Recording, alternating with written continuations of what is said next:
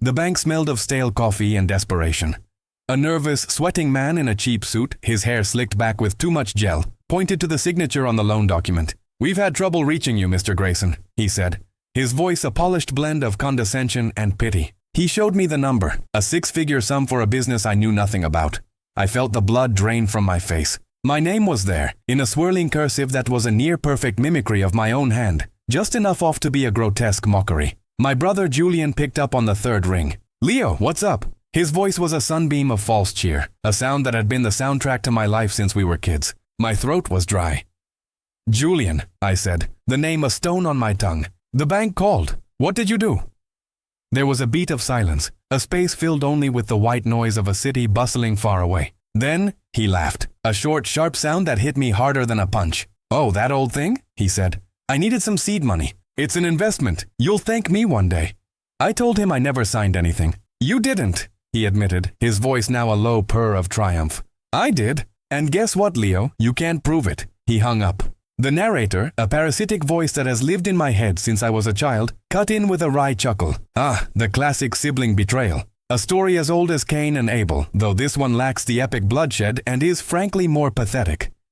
Look at him, our hero. So shocked, so surprised, as if he hasn't been preparing for this his entire life." I stood in the middle of my small architectural firm, the one I had built brick by brick, and the world tilted. Julian always had what he wanted. He was the golden boy, our mother's favorite, the charismatic whirlwind who could talk his way out of anything. I was the quiet one, the responsible one, the one who cleaned up his messes. When we were 6, he stole my rare baseball cards and sold them, then tearfully confessed to my mother that I'd lost them, and she had hugged him, not me. When we were in college, he convinced me to take a late-night drive and then bailed out on the way, leaving me to be pulled over by the police and get a DUI. My mother said, "He's just ambitious." My father said, "Boys will be boys." The words were like a brand. I was forever the boy who had to pick up after his older, more important brother. The phone rang again. It was Maria, my fiancée. I tried to explain, to tell her the money wasn't mine. But she was a practical woman, a kind woman. But she couldn't understand. She saw the letters from the bank, the emails from the lawyers. She saw the shadow of my brother's failure, and she couldn't risk her life being consumed by it. We broke up. My business, my life's work began to unravel. People I had known for years looked at me with a mixture of pity and contempt. Julian, in the meantime, was a rising star. His startup, the one I was now paying for, was getting press. He was on magazine covers. He was the poster child for the new generation of entrepreneurs. I went to his new, sleek office, a glass box perched high above the city. He saw me from behind his desk, a wide, triumphant smile on his face. "To what do I owe this honor, little brother?" he said, gesturing to the chair in front of him. "I've come to pay you back," I said. "For everything." He laughed, a high, piercing sound. "Don't be dramatic, Leo, it's just money. It'll all be fine." He was wearing a ridiculously expensive watch, his shirt collar open just so. It wasn't just money. It was my name, my reputation, my dignity. It was the life I had built for myself, slowly and painstakingly. I looked at him, truly looked at him for the first time in years.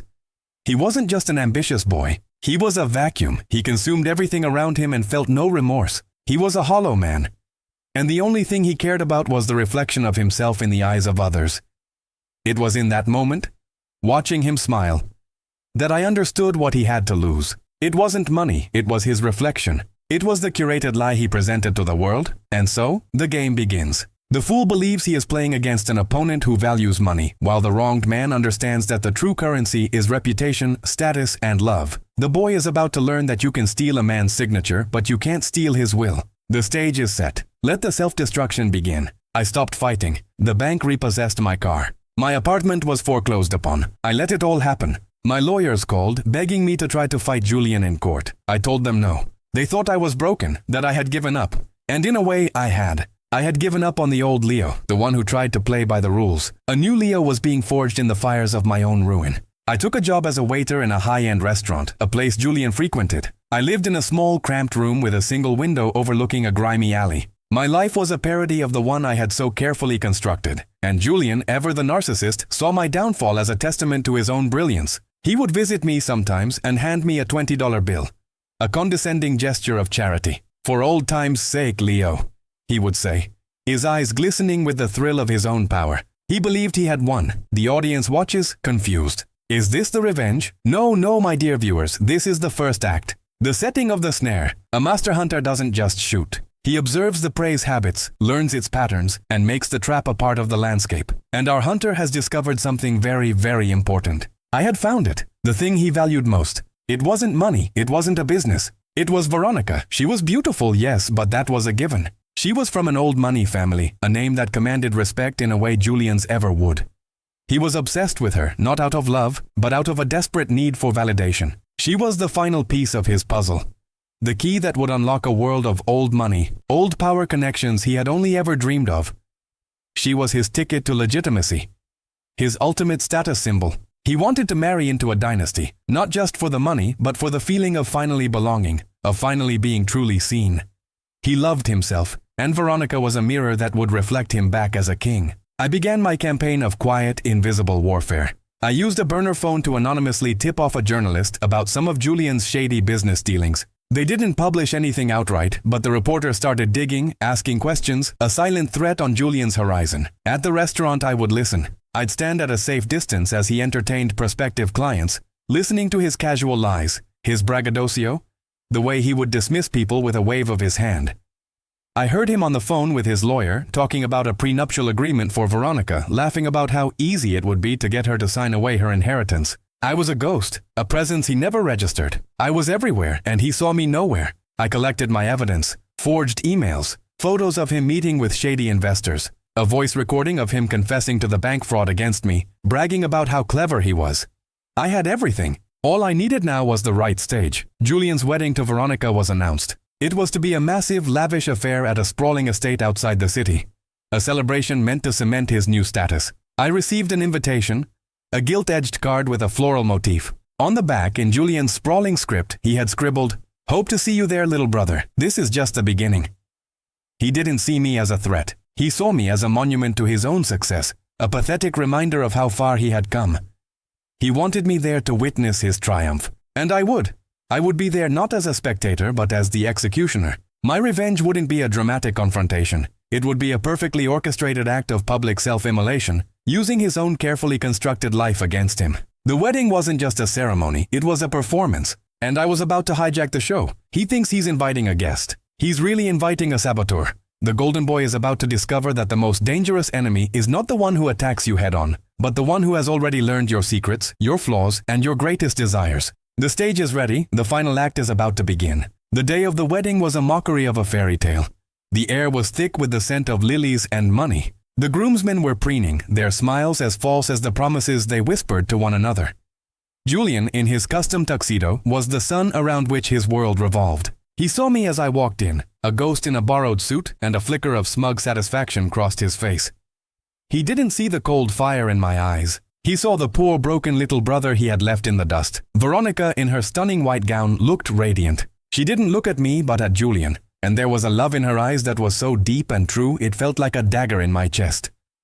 She was an innocent in this sordid play. But sometimes an innocent is the greatest weapon of all. I was not the one to deliver the final blow. I was merely the catalyst, the architect. My vengeance was not a single moment of triumph, but a multi-part symphony of ruin.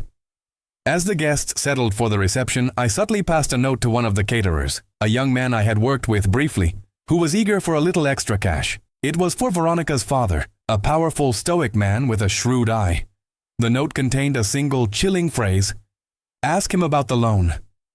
Julian was up on stage giving a toast, his voice booming with false magnanimity. He was charming, he was witty, he was a perfect lie. And so, the first domino falls. A man of power is confronted with a single, cryptic question about his future son-in-law.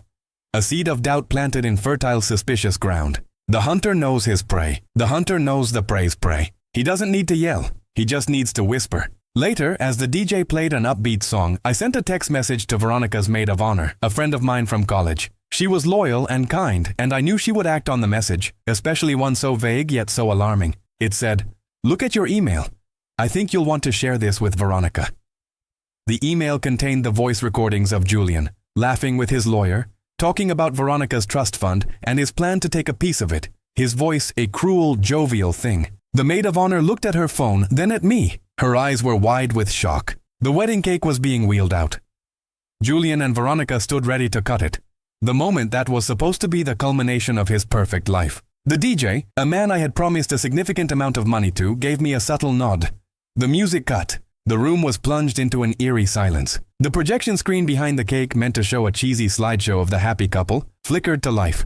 It wasn't a slideshow, it was a video I had created. A stark, damning montage of Julian's life. Emails, text messages, his bank statements showing the fraudulent loan. Then, the voice recording from the restaurant. His casual confession of the forgery. His cruel laughter. And finally, the last piece. A single photo I had taken myself. Julian, on a business trip, in a hotel room, with a woman who was decidedly not Veronica. The room gasped. The silence was shattered by a collective, horrified murmur. Julian's face went from confusion to utter, unadulterated horror. He looked at Veronica, whose face had gone white as a sheet. She looked at him with a look of dawning revulsion. Then at me. There was no pity in my eyes, only the cold satisfaction of a job well done. He lost his smile. He lost his charm. He lunged at me, his eyes wild, but his father and the best man held him back. "I'll kill you, Leo, I'll kill you," he screamed. But it was a hollow threat. He was a man with nothing left to lose. The wedding was over. The lie was exposed. Veronica's father had already called his lawyers. The financial world, so quick to embrace a charismatic winner, was just as quick to shun a public loser. Julian lost everything, the money, the status, the respect. He lost Veronica, the one thing he coveted more than anything. My revenge was not to expose the forgery in a courtroom. It was to expose the forgery of his entire life, in front of the people who mattered most. I let him keep his pride for a moment, and then I took it all away. I walked out of the ballroom into the cool night air. The pity was gone from people's faces, replaced by a mixture of shock and a kind of morbid fascination. My life was still in ruins. I was still broke, living in a cramped apartment. But for the first time in my life, I wasn't in Julian's shadow. He told me I couldn't prove it. And in a court of law, maybe I couldn't have. But I proved it to everyone that mattered. He lost the most important thing. And I lost everything, but I got it all back the moment I saw the look on his face. He was the one who was truly ruined, and for the first time in my life, I felt completely, utterly free.